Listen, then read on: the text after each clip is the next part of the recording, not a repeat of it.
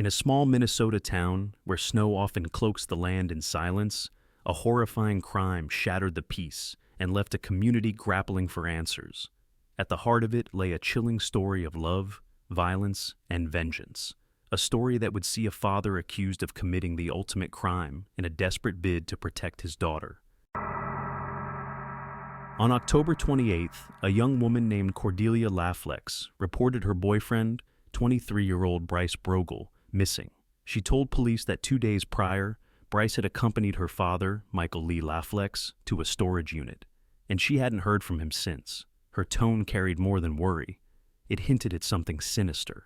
When investigators arrived at the storage unit, they were met with a disturbing scene: blood spattered on the concrete floor, a harsh smell of bleach lingering in the air, and drag marks that suggested something, or someone, had been moved.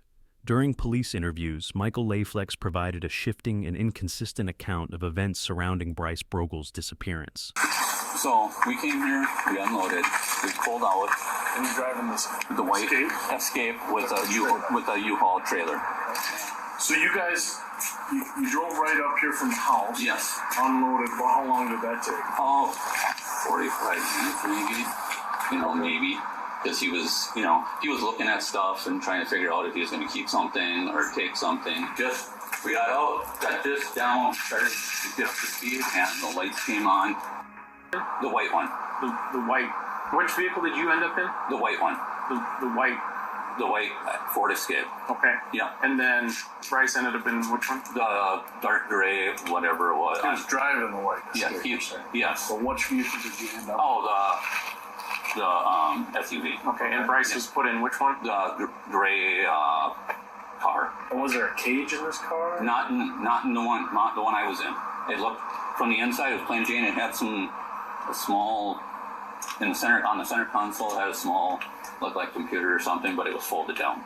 Initially, Laflex claimed that Bryce had been taken into custody by unknown law enforcement and had his phones confiscated. However, this narrative quickly unraveled when investigators discovered Laflex had discarded Bryce's phones at a gas station, later recovering them as evidence. Laflex's attempts to mislead authorities also included vague statements and denials, which contrasted starkly with the physical evidence: blood, bleach, and drag marks found at the storage unit. These lies highlighted an effort to conceal his involvement, ultimately strengthening the case against him. Michael said, To you when Bryce?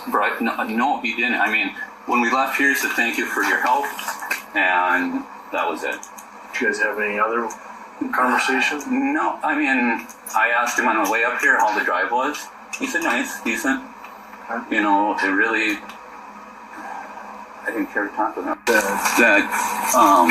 Bryce said on the way back that he had a feeling that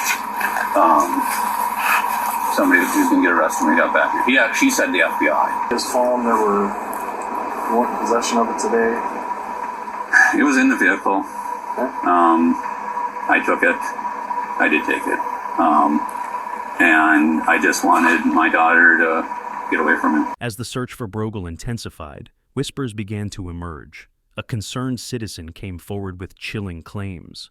According to the anonymous tip, Michael Laflex had allegedly confessed to a family member that he believed Bryce was abusing his daughter.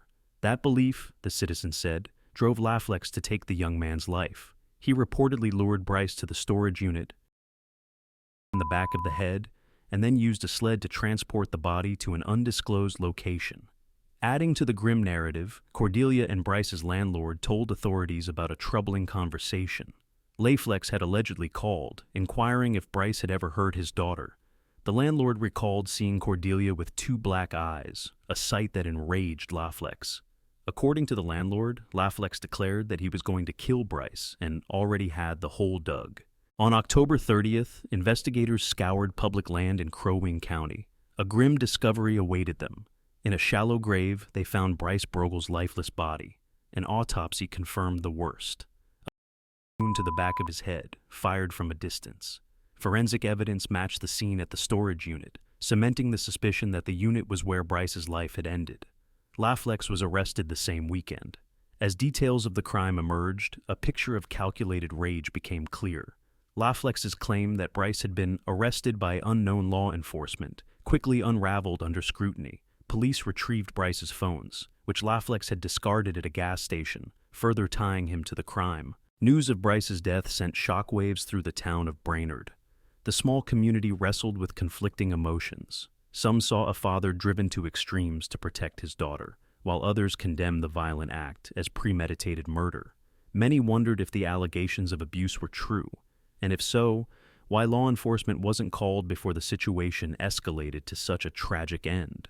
Cordelia's silence on the abuse allegations left more questions than answers, further complicating the public's understanding of what had happened. In the end, the legal system had the final say. Laflex was charged with second-degree intentional homicide and held on a $2 million bail. The court's focus shifted to whether his actions were those of a protective parent, pushed too far, or a man with a dangerous propensity for violence. For Bryce's family, the trial and the discovery of his body brought a measure of closure, but also immense grief. The 23-year-old's life was cut short, leaving behind dreams and relationships that would never come to fruition. Thank you for watching. Please like and subscribe for more true crime stories. Stay tuned for our next case.